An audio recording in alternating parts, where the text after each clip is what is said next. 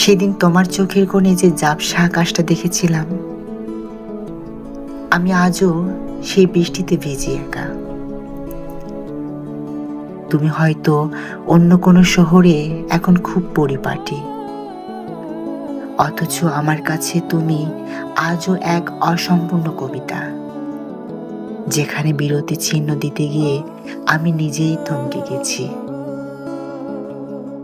আমাদের সেই না বলা কথাগুলো এখন বাতাসের শব্দে ভাসে।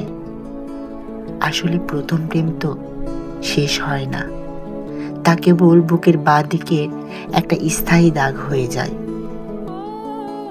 আমি সেই দাগটাকেই ভালোবেসেছি, তোমাকে হারানোর অনেক পরে।